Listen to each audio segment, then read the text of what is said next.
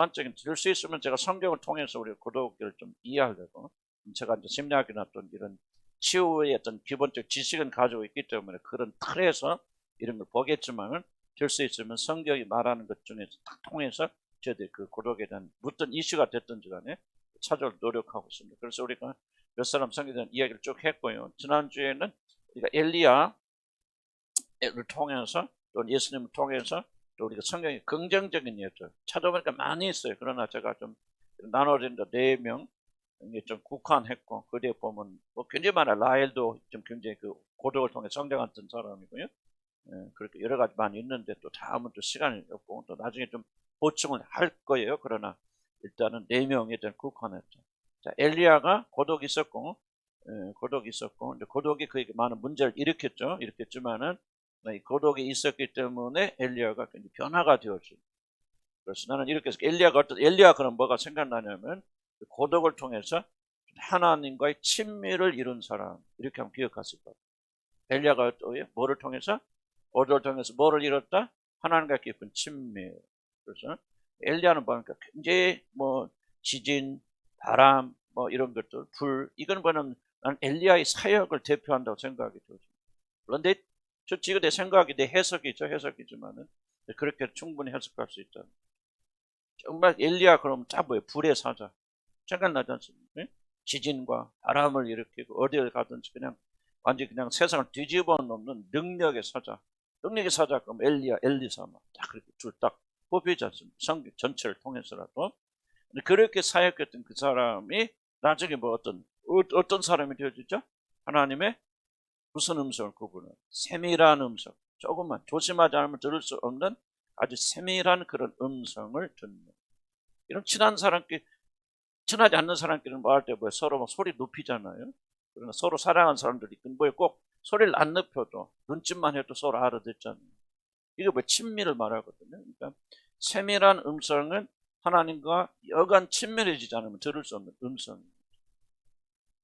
큐티를 한다 그런 뜻 아니고, 뭐 내면의 음성 듣는다 그런 뜻 아니고, 이 대선지자, 위대한 선지자, 바람과 그리고 뭡니까 지진과 불 속에서 했던 능력의 이 선지자가 어저께 하나님의 세미한 음성 듣고 이제 응답하고 말하고 하나님께서 명령하시고 하는 그런 극적인 변화를 일으키게 되었는데, 바로 엘리야는 뭡니까 이세벨이 쫓겨가면서 온전히 자기 안에 가지고 있던 모든 것을 다 속된 말 털리게 되잖아요. 보세요. 엘리야가 누굽니까? 거짓 선지자 850명과 대결해서 그들을 다 죽여서 어쩌면 이세벨의 씨를 말린 사람이 엘리야가 그런 엄청난 일을 했고 국민적 영웅이 되어졌죠. 한마디로 그냥 모든 그 국민들 이끌고 가는 영적 대지도자가 엘리야가 됐죠. 그래도 3년 반 동안 이스라엘 가보세요. 척박한 땅이거든요. 거기 1년만 비가 안 내려도요. 그는 뭐 물이 없어요. 물이 없고 비가 내려야 그 열매를 맺죠. 우리는 뭐 비가 안 오면 뭡니까? 저수지 물을 끌어다가 하면은 그래도 몇 년은 견디는데, 이스라엘 가보면 그런 땅이 없어요. 전부 척박한 광야입니다. 거의 다 광야. 예루살렘도 그렇고. 그러니까 그 해에 비가 안 내려버리면은 아무 동사. 지금은 이제 이스라엘이 많이 개간해서 사막에도 그렇게 하고 이제 그렇게 지하수를 뽑아서 그렇게 하지만은 그때는 막 그렇다.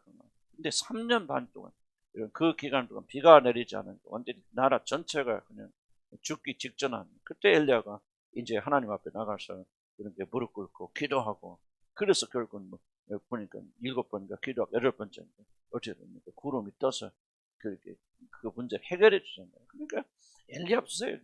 이 국민적 영웅이에요. 국민적 영웅이고 뭐 어떤 기적을 조금 일어났다, 문득병을 낳죠, 뭐 그런 것이 아니고 나라를 죽으면서 멸망해서 건져낸 국민적 그런 영웅이었는데 어떻게 합니까? 이세벨이 그걸 죽이겠다 그러니까 그냥 도망가서 그냥 나만 남아서 죽여 주시옵소서. 그냥 그렇게 온전히 그런 상태에 남아 있고, 참 엘리야로 보면 그런 패배가 없잖아요. 그것도 보세요. 그 엘리야의 마음을 신밀하면 생각해 보면 그런 위대한 사람이 여자 말 한마디에 도망갈 때 자기가 자기를 볼 때 얼마나 수치스럽겠어요.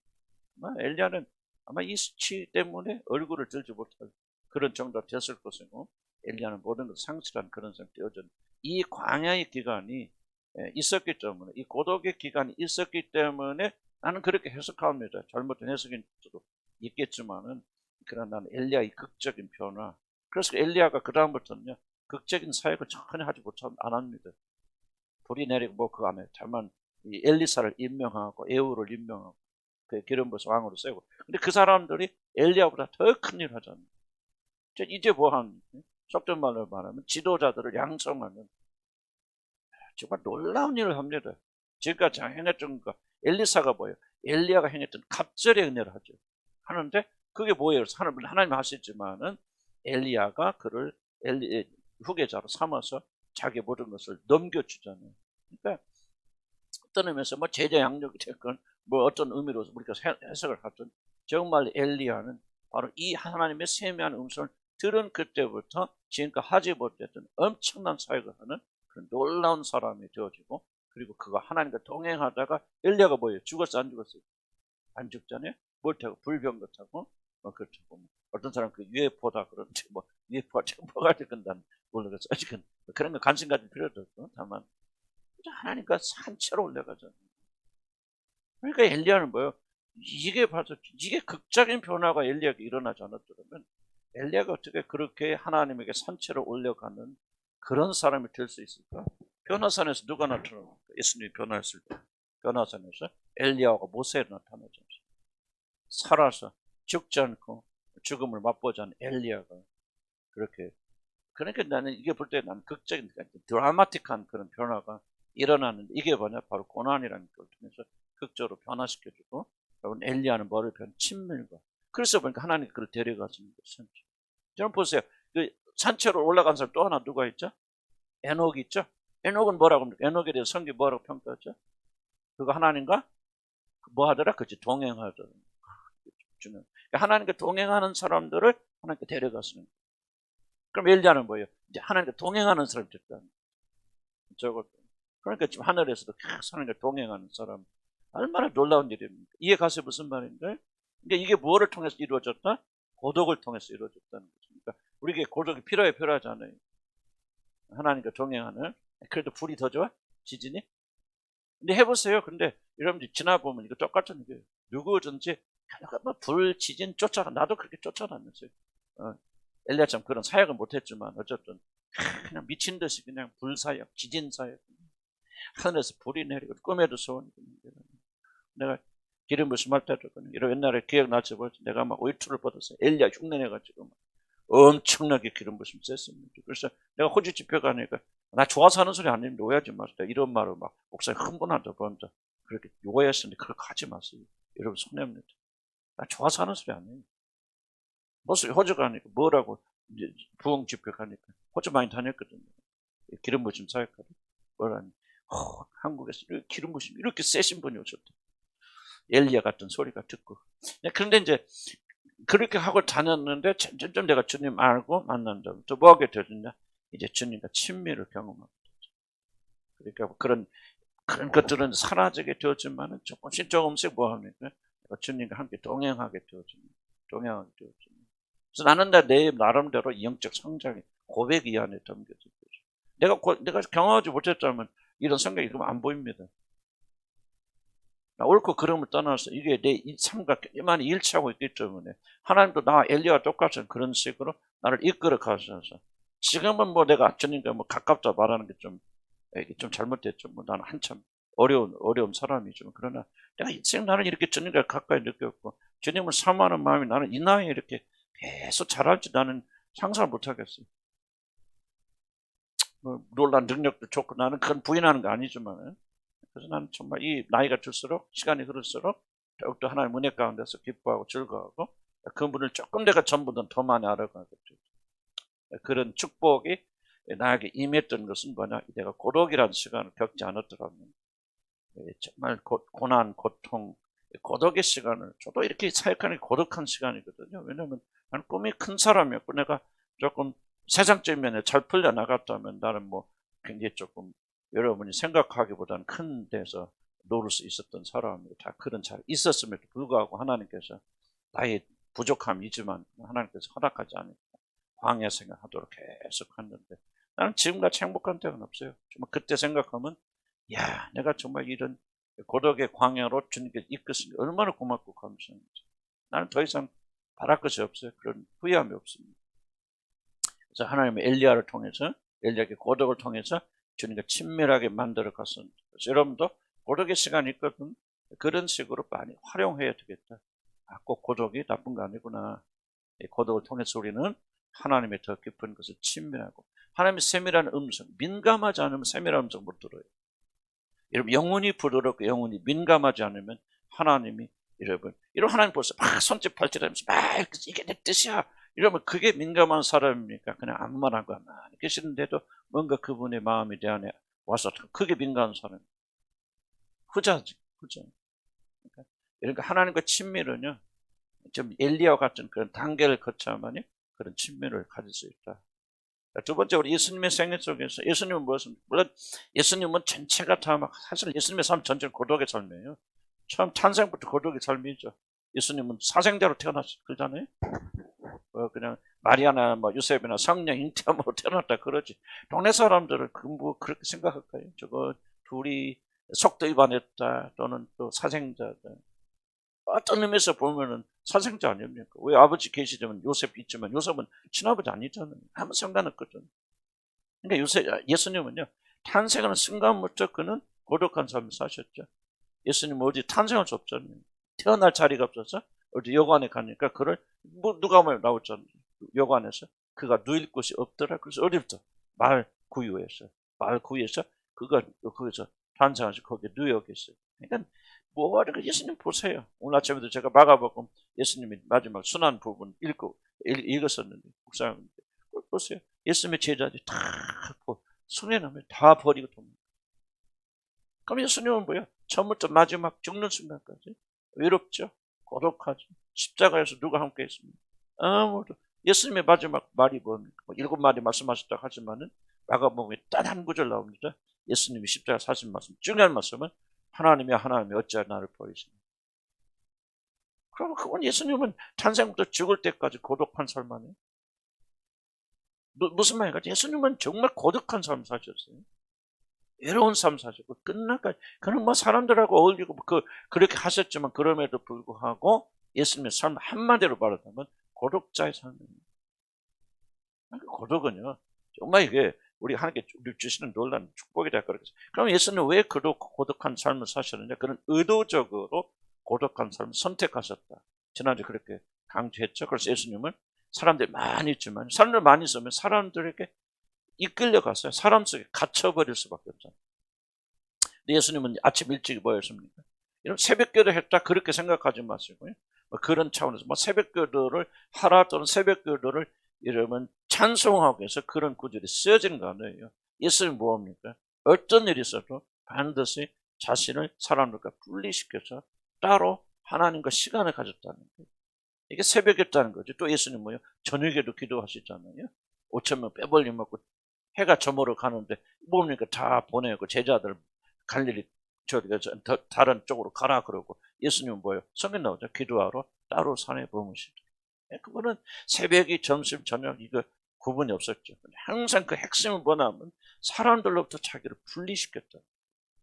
즉각적으로 분리시켰다는 거예요. 그래서 의도적으로 우리 예수님은 고독한 삶 속에 들어가는 거예요.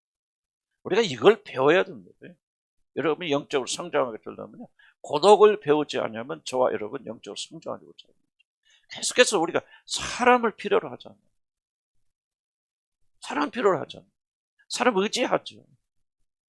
여러분 내 말 잘 들으시기 바랍니다. 인터넷이 됐건 그거는 난 여러분 정말 SNS가 됐건 이런 문자가 됐건 이거 여러분이 그걸 계속 기다리고 뭐 한다 그러면 여러분 뭐 하게 됩니까? 사람에게 묶여 있고 여러분은 홀로 있지 못해 고독을 여러분이 이길 수 없어요. 그래서 지속적으로 뭔가 여러분 사람들과 연락해야 되고 만나야 되고 뭘 해야 되고 인터넷이 됐건 뭐가 됐든 저도 뭐 그런 이슈가 있겠고 여러분도 있겠죠. 단순하게 어떤 인터넷 문제가 아니고 뭐냐면 고독한 삶을 우리가 의도적으로 피하고 있다는 거예요. 고독해지지 않게 해서 발버둥 치고 있단 말이에요. 근데 예수님은 어떻게 했어요? 의도적으로 고독을 선택하시단 말이에요. 뭐 하기 위해서? 고독을 즐기기 위해서? 나는 혼자 있는 게 좋아요. 그래서 나는 혼자 있는 고독을 많이 선택하면서 이것과 영권은 상관이 없어요. 예수님께서 고독을 선택하신 유일한 목적이 뭐죠? 하나님과 함께하기 위해서입니다. 기도하기 위해서, 그분과 홀로 있기 위해서 예수님은 사람들로부터 계속 분리시켜 나왔다 그 말이에요. 나는 혼자 있는 게 편해. 혼자 있는 게 좋아. 혼자 있으니까 그냥 너무 평안해.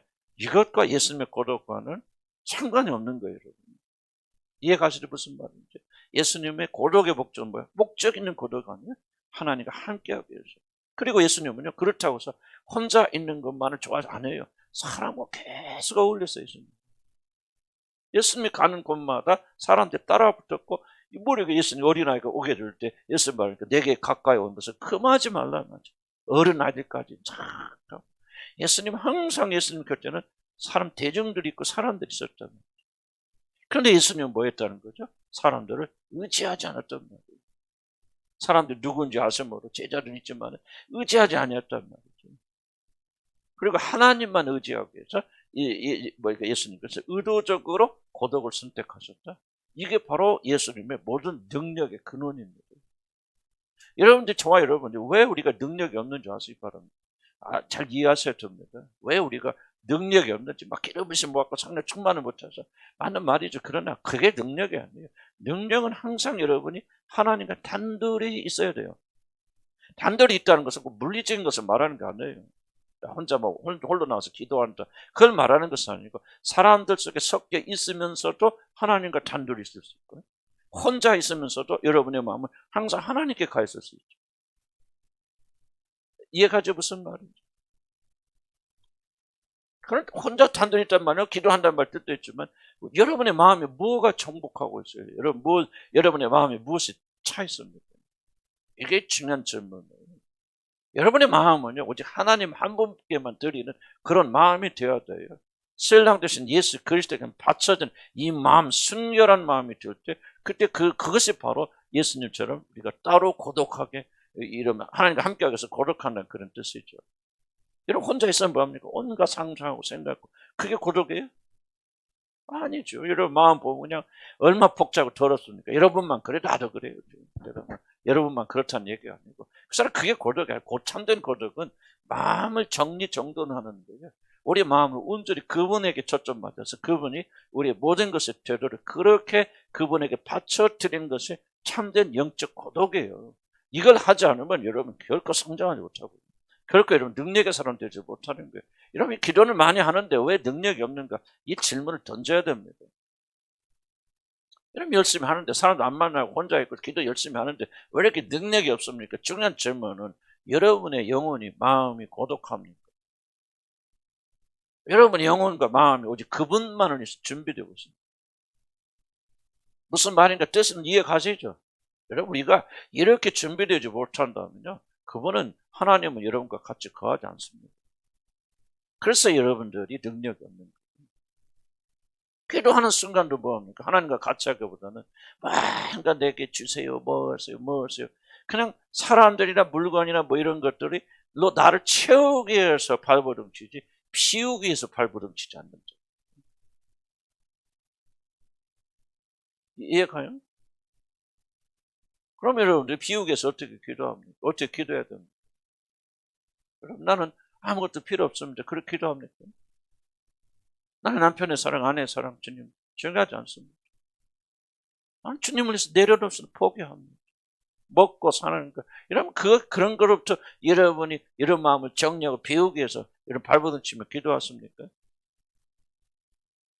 그렇다면 여러분이 그런 것들을 더 가지고, 우리 남편의 마음을 감동시키고 나를 사랑하게 잘하게 해주시고, 우리 아내가 되고, 또 물질도 더 주시고, 좋은 집도 하나 주시고, 여러분 뭐 어쨌든 간에 우리 자녀들 성공. 그래서 여러분 무엇인가 여러분의 마음을 가득 채우기 위해서 하나님과 기도합니까? 그건 기도도 아니고 교제도 아니에요. 그런 사람은 능력을 받지 못합니다. 즉 하나님 한 번만 사모해요. 마음 비워요. 오직 주님만. 여러분 마음은 누구를 위해서 있어요? 여자의 마음은 누구를 위해서 있어요? 사랑하는 남자를 위해서 있죠. 남자의 마음은 누구를 위해서? 사랑하는 여자를 위해서 있어야 되죠. 하나의 사랑을 예를 들어서 말씀드리는 거예요. 남자의 마음속에 이 여자도 있고 저 여자도 있고, 내 마음속에 이 남자도 있고 저 남자도 있고, 응? 남자도 있고 돈도 있고 물질도 다, 그러면 순수한 사랑할 수 있어요, 없어요? 없죠. 예수님에게서 배울 수 있는 게 그게 단순히 그분 혼자 기도하셨다. 그냥 기도하고 나서 그 다음부터는 막 완전히 세상대로 가르쳐잖아요. 우리 그렇잖아요. 까놓고 얘기죠. 기도하는 시간만 그래도 조금 주님과 함께 거하는 것 같잖아요. 기도 끝나자마자 그냥 오늘 의무 다 했다 말 나도 그런 것 같아요. 그냥 그때부터 그냥 세상 거 와 끌어당기려고 발버둥 치잖아요. 이거는 고독이 아니라는 거예요. 이해가 무슨 말이죠? 정말 우리 마음을 비워서 그분만이 차지할 수 있도록, 그분만이 나의 모든 것이 될 수 있도록 우리들이 그렇게 우리의 마음을 그분에게 올려드려야 돼요. 그렇게 되게 원하시면 아멘 하시기 바랍니다. 그렇게 그래야 우리 체험받고 하나님 채워봐서 능력이 있고 권세 있는 그런 삶을 산다. 그런 얘기를 조금 제가 지난주에 했는지 모르겠습니다. 하여간 예수님은 하나님과 함께하기 위해서 의도적으로 고독을 선택했다. 왜 고독을 피하려고 합니까? 네? 왜 고독을 피하려고 발버둥 칩니까? 예수님은 일부러 고독하려고 발버둥 치셨는데 왜 우리는 고독하지 않게 해서 발버둥 치고 고독하지 않게 해서 온갖 중독에 매달립니까? 외롭지 않고 외로움을 느끼지 않으려고 그렇게 발버둥 칩니까? 이건 바로 고독을 활용하죠. 근데 고독은 나쁜 거지만은 고독을 통해서 우리는 절대 주님과 함께 나가니까 고독은 우리가 잘 활용한다면 정말 우리가 값지고 살 수 없는 엄청난 영적 유산이 되고 재산이다 하는 거죠. 여러분, 예수님조차도 그의 모든 능력의 근원이 어디서 나왔냐? 고독에서 나왔다 그 말이죠. 왜 그렇게 여러분 사랑받지 못해, 이해받지 못해, 왜 나는 홀래요? 이걸 가지고 좀 난리 피나 이거죠. 그러니까 여러분 교회 다긴 다녀도 지금 여러분 영은 힘을 얻지 못하여서 믿지 않는 거 뭐가 다를 까놓고 얘기합시다. 여기 앉아있는 거하고 뭐가 다르요? 이거 외에. 아니 우리는 이렇게 살면 안 된다 그 말이야. 예수님과 똑같은 사람이 되게 하도록 하기 위해서 성령 여러분이 주어졌습니다. 그 안에 계신 성령께서 마다들의 형상을 본받게 하기 위해서 마다들이 어떻게 사셨어요?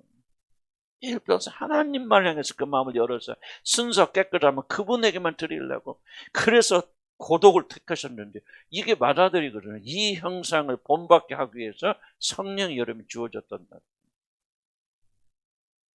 그러니까 우리가 전심을 해서 사모해야 돼 안 해야 돼? 사모 되거든. 여러분 안에 계신 성령이 계신 거고 난 그런 거 뭘 그걸 가지고 나 관심 없어요. 전혀 그런 거 관심 없고 나는 그냥 좀 잘 됐으면 좋겠고 좀 능력과 권세에서 조금 이렇게 내가 좀 특별한 사람을 보여주고 싶어 하신다면 죄송하죠. 성령이 여러분 안에 계시지 않습니다. 속지 마세요. 여러분 1 더하기 1은 2예요. 아주 쉽습니다. 아주 쉽게 여러분 안에 성령이 계신지 아닌지 명확하게 성경이 여러분 지으셨습니다. 그래서 여러분 성령 체험했을지 몰라도 오늘 내가 이게 말하고 있는 말에 100% 따라가지 못하죠. 이런 마음이 여러분이 잘하고 있다면 여러분 안에는 성령이 거하시고 그 성령이 거하시면 뭐야? 죽도록 순종해야지. 그래야 성령이 가면 이게 막 끌고 가는데 여러분 이쪽으로 가려니까 코만 찢어지잖아. 코에다 거기 가는데 안 아플려면 뭐요? 빨리 따라가야지. 성령이 가시는 대로. 저와 여러분이나 반대로 가니까 코 찢어져 안 찢어져. 사도발이 뭐하냐니까 그냥 뒷발로 가시채를 팔러니까 얼마나 가시만 벗기고 아파. 그게 누구예요? 우리들이야 그 말이죠. 여러분 이게 주님 가르친 대로 하는 것은 행복의 지혜입니다. 이렇게 될 때 여러분 가장 행복하고 만족하는 거예요. 근데 이제 이놈은 육신에 속아가지고 또 사단에 속아가지고 거꾸로 가야 행복한데 지금도 생각하고 있죠. 그렇죠 여러분 마음속에. 아니 이게 참 어리석은 자들. 어리석고 믿기를 저리하는 자들. 그러지 않습니까? 자, 모세 봅시다. 읽어나 모세만. 모세는 뭐예요? 모세 안 했잖아요? 모세 안 했고 21페이지 보면은 모세는요. 하여간 모세는 참 희한한 사람이에요. 난 이해하지 못하는 게 있습니다. 줄 때는 언제고 뺏어갈 때는 언제고. 나 모세 딱 하면 생각나는 게 있어요. 누가 왕자 해달라고 했어요? 하나님 앞에? 누가 그랬어요? 그거 누가 소원했나? 하나님께서 모세는 정말 줄 것 40세예요. 전성기 오르잖아요. 그럼 왕자는 아니죠. 왕자가 공주가 이렇게 데려왔기 때문에 좀 그런 저울을 받는 거지. 모세는 내가 볼 때는 성경 읽어보고 우리가 분석할 때 모세는 막 우리가 생각하는 것처럼 뭐 영화도 나오잖아요. 막 이집트의 왕자 그런 수준은 아닙니다. 그런 스타일이 아니고 그냥 공주가 시부리 아이를 하나 불쌍해서 데려다 양육해서 좀 그렇게 왕자들이 받는 왕궁에서 교육도 받고 뭐고 그런 건 사실이지만은 뭐 그가 뭐 애굽의 왕자가 되고 뭐 임금이 되고 그거는 그 넌센스. 내가 볼 때는 전혀 상식적이잖아요. 어쨌든 히브리 사람들이 받을 수 없는, 왜냐면 그때 모세 아론은 살아있는 거 보니까 아마 그 당시까지는 이게 그 아이를 남자애는 죽이라는 명령이 없었을 겁니다. 3살 차 터울인데. 근데 모세가 태어나서 그 즈음에는 이제 인구가 급성장하게 되었습니다. 이제 임금이 이제 명령을 내려서 사내 아이는 다 죽여버리다. 그것도 이제 공식적으로 못하니까 산파들 데려다 이렇게 그 상황이 된 거예요. 그러니까 더 키울 수 없으니까 이제 보냈는데 공주가 데려다가 길러서 애굽의 모든 걸 다 가졌다. 그러니까 히브리 민족에 비하면은요, 그는 같은 히브리 사람이지만은 정말 요새 말하면 금수저 타고난 사람 같이 그렇게 모든 생명도 보존됐을 뿐만 아니라 애굽의 모든 교육과 모든 왕자는 아니지만 내가 볼 때는 그 모든 가진 모든 혜택과 교육과 모든 걸 다 받고 자라났단 말이죠. 지혜도 편하고 모든 걸 뛰어난 사람이었죠. 그러다가 하루아침에 미디안 광야를 가서 죽은 걸 다 뺏어가잖아요. 그러니까 난 모세 같죠. 극적으로 뭐랄까 떨어진 사람은 누가 있을까요? 모세 같죠. 극적으로 모든 걸 가졌다가 하루아침에 그냥 다 잃어버리잖아요. 그리고 미디안 광야에서 40년 동안 이 광야에서 말이 그렇지 양치는 목동이 되어졌으니까 아마 모세같이 이렇게 극적으로 모든 걸 상실하고 또 이 40년 기간 동안 한마디로 말하면 고독의 시간이라고 말할 수밖에 없어요. 그렇죠. 왕자였던 사람이 이게 뭐예요? 목동으로 40년의 긴 기간을 그랬겠다면 미디안 광야에서 아마 내가 볼 때는 모세가 미치지 않았으면 이게 좀 정상대로 간다면 미쳤거나 뭐였거나 그런 자는 있잖아요. 갑자기 막 모든 걸 잃고 나서 내가 학생 때 보면 그 서울대 나온 사람, 서울대 그 우리 군산에 미친 사람이 하나 있어요. 서울대 출신이에요. 근데 서울대 옛날 사람들 교복 입고 다녔죠? 기억나세요? 서울대 바지 탁. 그랬죠. 우리 매형이 지금 현재 둘째 매형이 경복고 나왔거든요. 경복고나고 서울대. 그때 근데 우리보다 나이가 많으니까 그때 경복고 뻗지 하나 딱 달고 오면 군산이 다 뒤집어져. 그때 경복고 유명했잖아요. 경기고 경복고 막 서울대까지 갔는데 우리 매형이 막 이게 딱 이게 교복 입고 경복고 딱 보면 저 사람은 도대체 어떤 사람이길래 경복고 다니는가.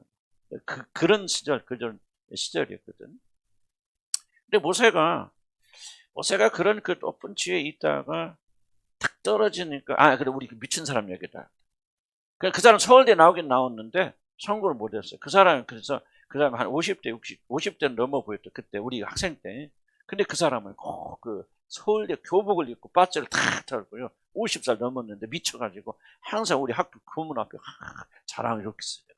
서울대. 그게 미친 사람 얘기를 얘기했는데 갑자기 모세를 가고. 그러니까 뭐예요? 충격이죠. 서울대 나오긴 나왔지만은 뭔가 서울대 나온 사람으로 살지 못하는 충격이 그 사람 미치게 만들어서 계속해서 죽을 때까지 그 서울대 교복만 입고 미친 듯이 막 다니면서 그 교문 앞에 우리가 아침에 학교 들어가면 그 앞에 서서 막 나는 서울대생 이러고 막 미친 사람 그러고 있었죠. 모세 보세요. 사실 똑같은 사람 그것보다 더 심각하죠. 40년의 거리 동안 모든 걸 다 빼앗긴 채 그런 고독 속에서 살을 수밖에 없었죠. 그렇죠? 왜 그럴까? 뭐 때문에 하나님께 이렇게 하셨을 건지. 이게 중요한 그런 공헌사적인 의미가 있습니다. 의미가 있고 하나님 잔인해서 그런 좀 장난하시는 것도 아니고 하나님께서 반드시 모세를 통해서 보여주시려고 하는 그런 목적이 있었죠. 그런 건 좀 제쳐놓고 그건 너무 더 모세의 스토리를 우리가 다 훑어갈 수는 없으니까 좀 여기서만 볼 수 있는 게 뭡니까? 모세는 뭐가 돼야 되나? 광야의 지도자가 되죠. 이게 무슨 말이냐면 모세의 임무는 뭐냐면 지금 애굽에서 종살이던 그런 백성들 이끌고 나와서 광야를 이끌고 가는 자입니다. 젖과 꿀이 흐르는 땅은 누가 이끌고 가죠? 여호수아가 이끌고 가죠. 이 광야 40년의 광야의 지도자입니다. 이스라엘 백성들이 얼마나 악한지 민수기 읽어보셨나요? 처음부터 마지막까지 대적하고 태양하고 반대하고 거의 어느 교회 교인들 비슷해요.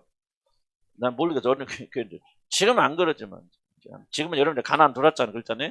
그런데 하여튼 좀 내가 그래서 죄송해요. 이제 말하지만은 내가 여러분과 힘들 때 민수기를 많이 읽었어요. 농담 아니에요. 진짜예요. 민수기 읽으면 우리 교인들하고 왜 이렇게 똑같은지. 야, 정말. 근데 하나님께서 나중에 뭐냐면 그게 너다 그렇게 말씀하셨어요. 내가 민수기 주인공이 여러분이 아니고 나라는 사실을 깨닫게 돼서 그때부터 회개하고 내가 달라지긴 했죠. 진짜. 지나간 일이니까 하는 거다. 진짜요. 나 민수기 많이 읽었어요. 왜? 상처받고 진짜 이게 도대체 뭐야 막 보면 이 민수기 읽으면 똑같아. 또 지나간 얘기인데 상처가 치가 안 돼서 목사님 상처 치 안 돼서 그렇다고 하니까 안 되는. 자, 무슨 얘기 하고 있느냐? 여러분 이걸 잘 봐야 됩니다. 광야의 지도자는 뭐야? 그렇게 반역하고 환경 척박하죠. 먹을 거 입을 거 없어요. 그런데다가 노예들 갖다 놔보세요.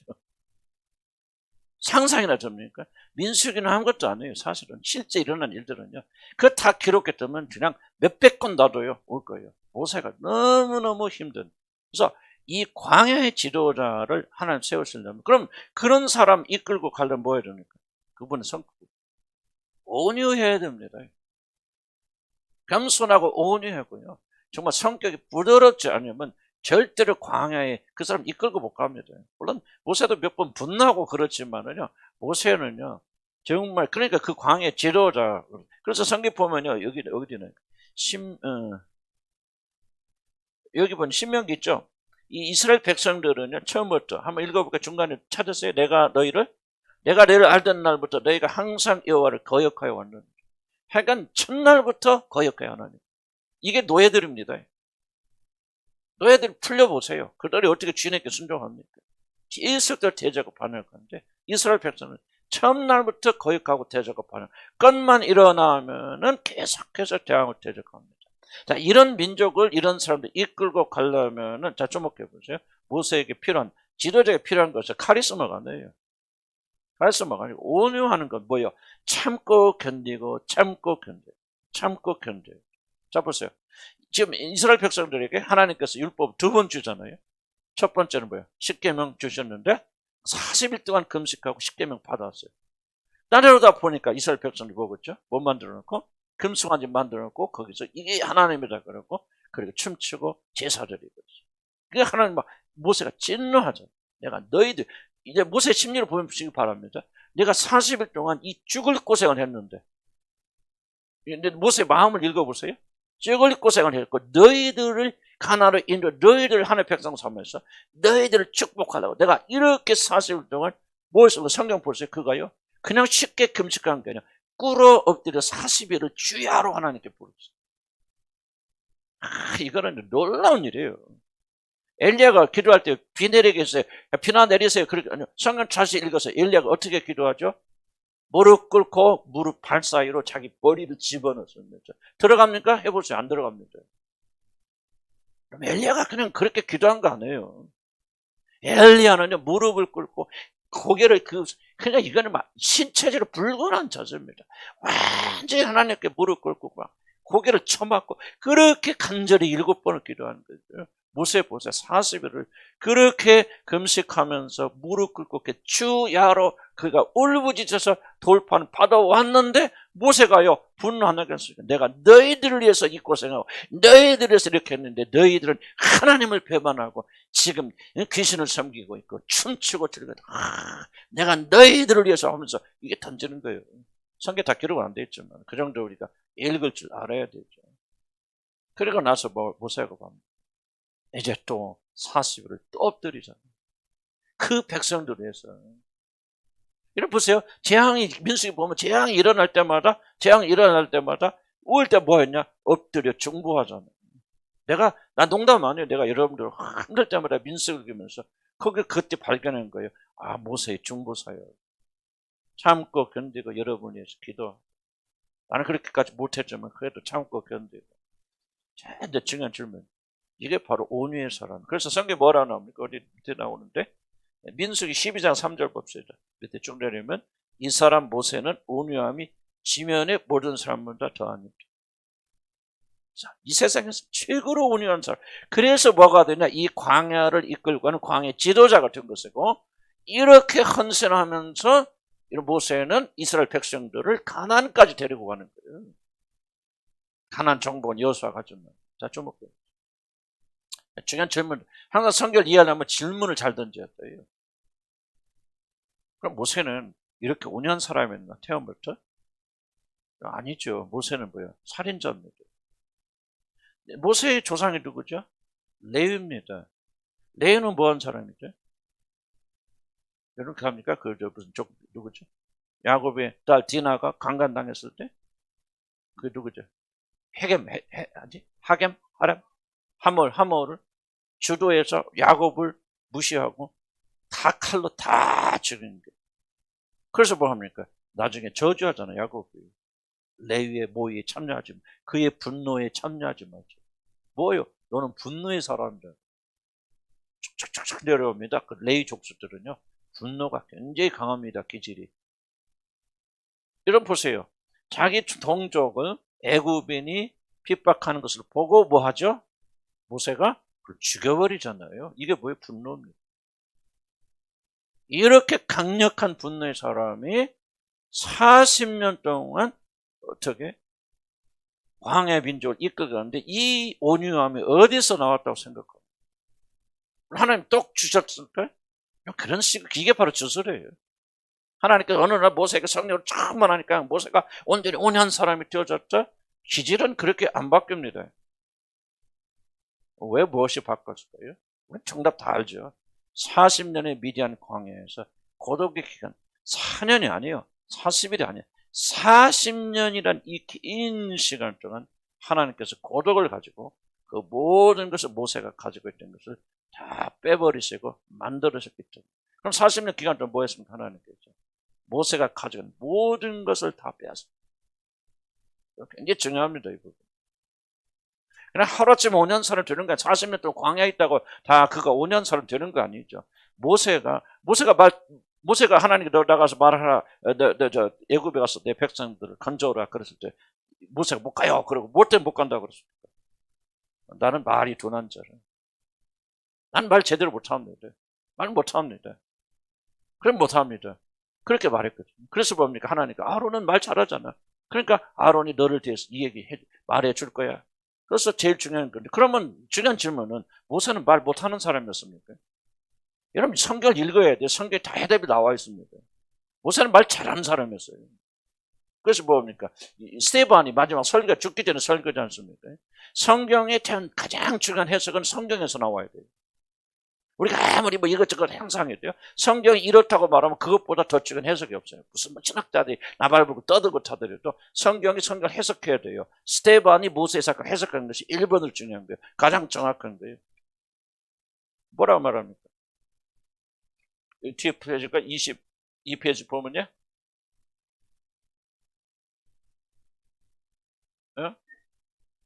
어디 나옵니까? 7장 22절. 이제 보시다. 첫 번째 단락인데 22페이지. 모세가 애굽 사람의 모든 지혜를 배워서 그의 말과 하는 일들이 능하더라. 뭐가 능하더라? 말이 능하더라 그 말이에요. 그런데 40년 지난 뒤에 모세가 뭐라고? 나는 말에 능하지 못한 자라.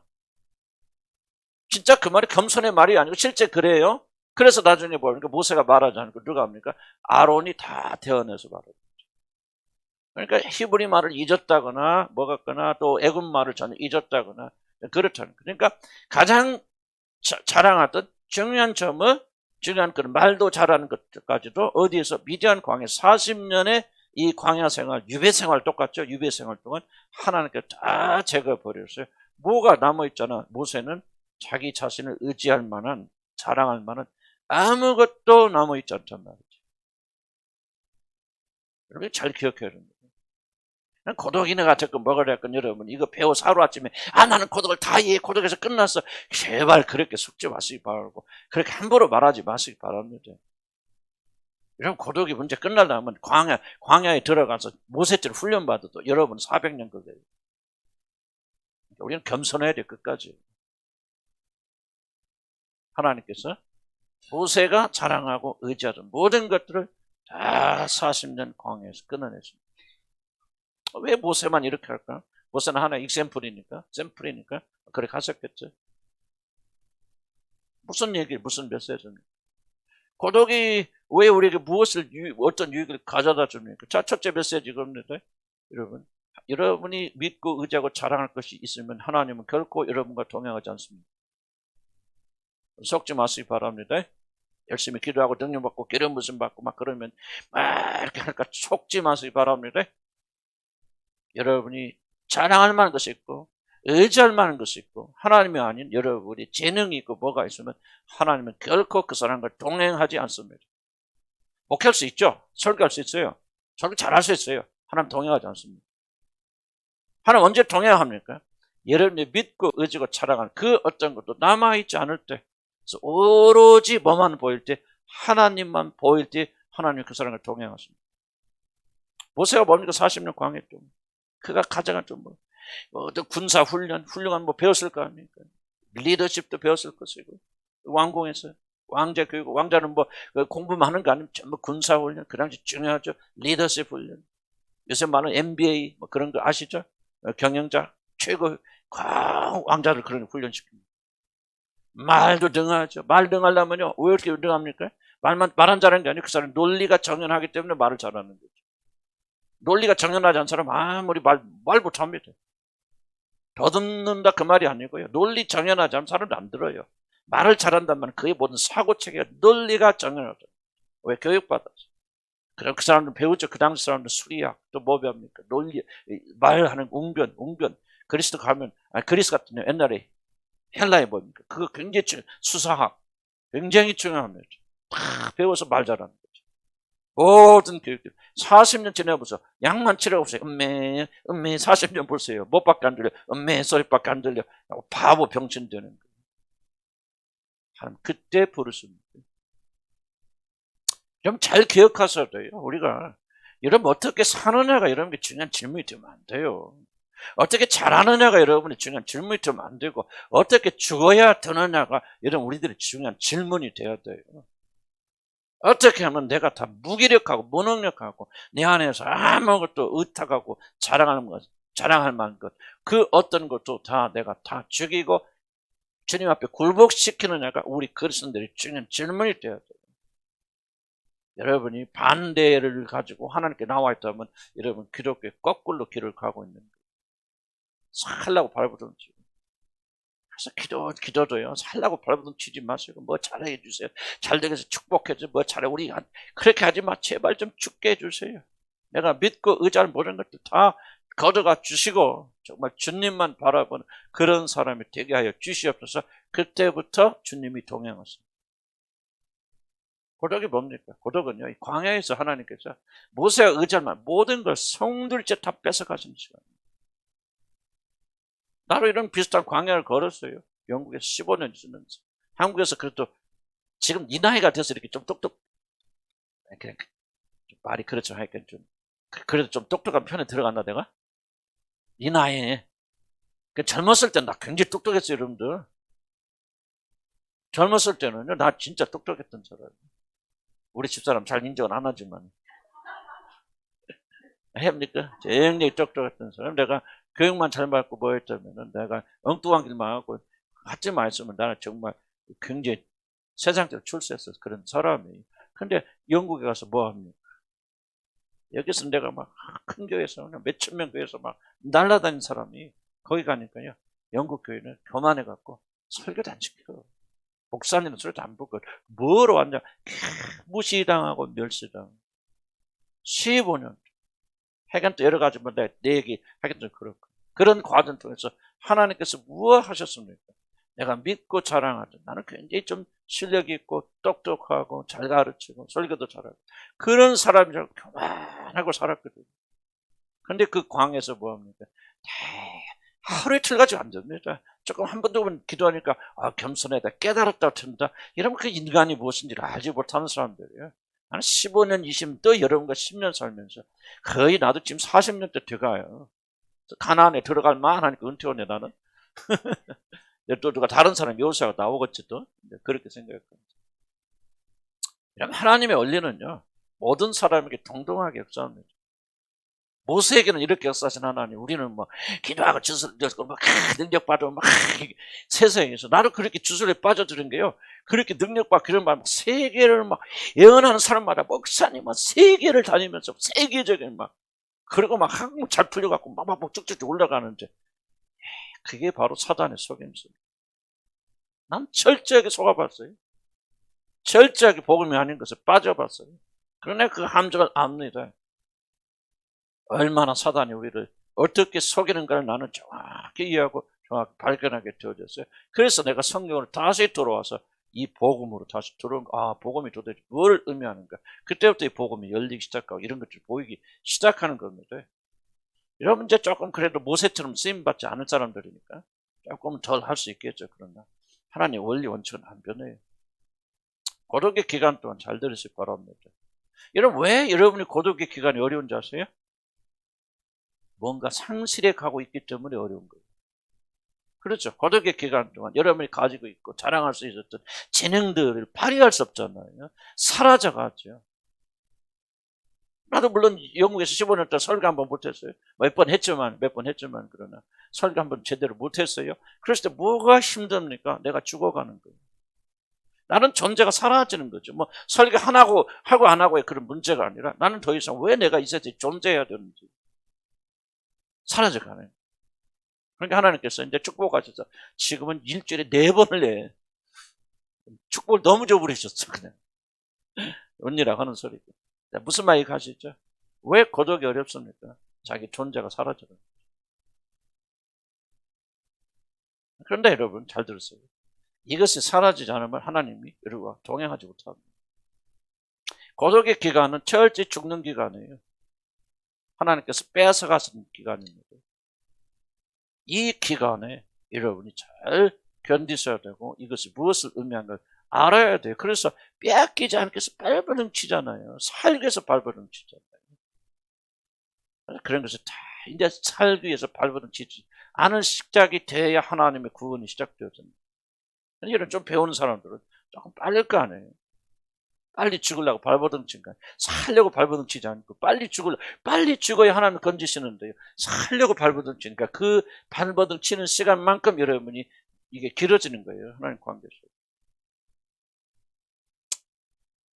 무슨 말인가 이해갑니까? 목사님 그렇게 설교하죠. 나는 민족의 지도자가 아니거든요. 그렇게 생각하시면 돼, 안 돼? 안 됩니다. 민족의 지도자가 아니건 하나님의 구원의 원리는 동일하고 똑같습니다. 여러분들이 죽지 않으면 하나님과 여러분은 결코 뭐 할 수 없다? 동행할 수 없다는 사실을 여러분이 꼭 좀 기억을 하셔야 돼요. 동행하는 게 좋아요? 안 하는 게 좋아요? 동행하는 게 좋겠죠?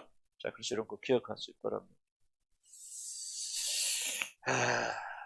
대충 내가 한 말일 거예요. 그래서 여러분 그렇게 되었죠. 22페이지 여기만 하고 좀 화장실 다녀옵시다. 고독의 시간 밑에 단락 보세요. 고독의 시간 하나님은 우리들이 사랑하고 자랑하고 의지하는 모든 것들을 빼앗아 갔습니다. 성들이 빼앗아 갑니다. 나는 하나님은 추상한 표현이지만 좀 이런 면에서는 잔인하십니다. 일말의 여지도 안 줍니다. 왜 그렇게 잔인하시죠? 여러분을 사랑하기 때문에. 자, 여러분 암에 걸려서 암에 걸린 거 수술하시 어떤 의사가 수술하는데 어떤 의사는 너무 자비스러워. 얼마 아프고 힘들어. 이거 그냥 거의 그 간이 그냥 여기 지금 이 암이 그냥 저 간까지 전이 됐고 저까지 전이 됐는데 하면서 이 사람 너무 아프겠다 불쌍하다. 그러니까 뭐합니까? 간은 다음에 합시다. 어? 다음에 합시다. 난 이게 마음 약하고 이거 고생하실까 못 견디겠어요. 그런 의사가 있고 어떤 의사는 아주 잔인해가지고 무슨 소리야 이 사람아. 이거 나도 죽는데 아프더라도 다 막 있는 대로 자르고 쪼개고 막 빼고 막 죽이고. 여러분 어떤 의사가 여러분 사랑하시는 의사? 전자 후자예요. 후자예요. 그럼 하나님 어떤 하나님 되기를 원하세요? 후자가. 하나님 여러분 사랑하시기 때문에 여러분 안에 안적인 요소들을 남기지 않으십니다. 그래서 모세 보세요. 이렇게 잔인하실 수 있을까요? 우리가 성경을 이해하려면요, 한 모세 입장 생각해 보시라고. 여러분 여기서요 잔인하신 하나님을 여러분 느끼지 못하면 여러분 성경을 잘 읽지 못하는 겁니다.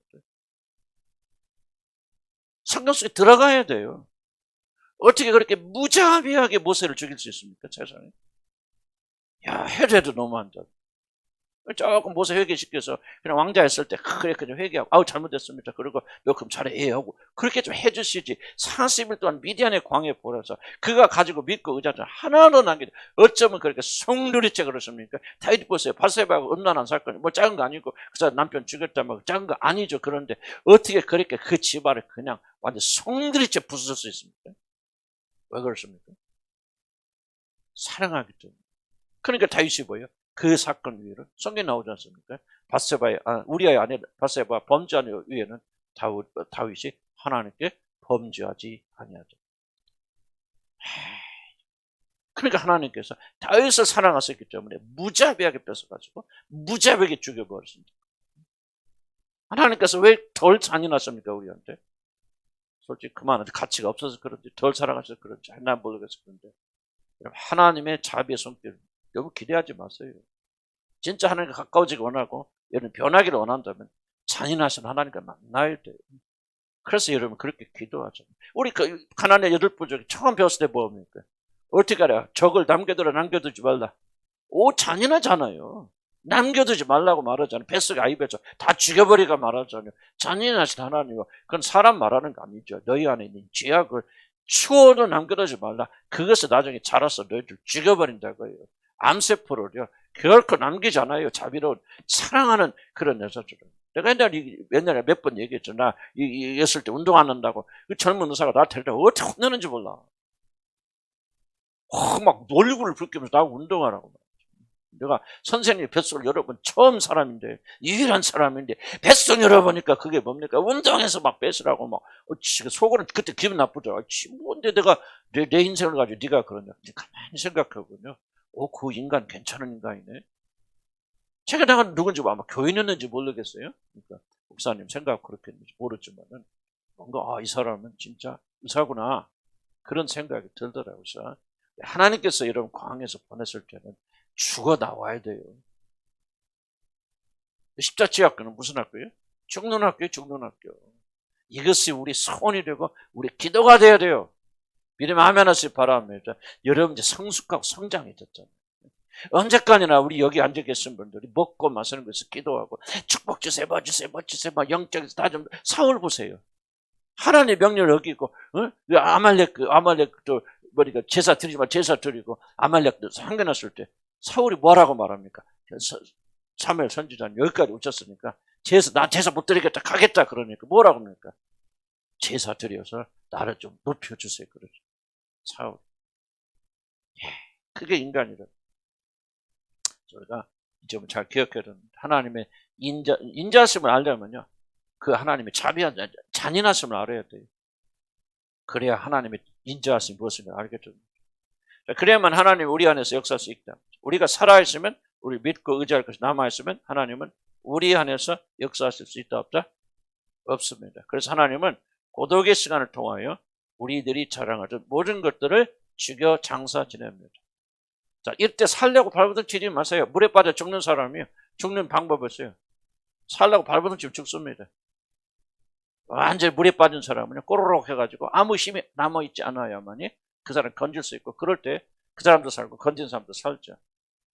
자, 우리 믿는 자들은 이 고독의 시간을 통과해야만 사도 바울처럼 모든 것을 해로 여기면 예수를 아는 지식이 가장 고상하기 때문에 자, 주목해보죠. 이런 지식이 고상한데 많은 분들은요 기도하고 이렇게 깨달으면 이런 고상이 되는 걸로 착각합니다. 그렇지 않아요 여러분들. 하나의 방식은요. 내가 이거 깨달았어요. 진리를 깨달았어요. 그러니까 주여 내가 주님 알기 원합니다 하고 눈물 한번 흘리면 자기가 고상해진 줄 알아요. 아니에요. 그리고 예수 그걸 좀 아는 지식으로 들어가려면 뭐 해야 돼요? 모세와 같이 40년 미디안 광야를 통과해야 돼요. 그래서 철저히 죽는 훈련 속에 들어가야 돼요.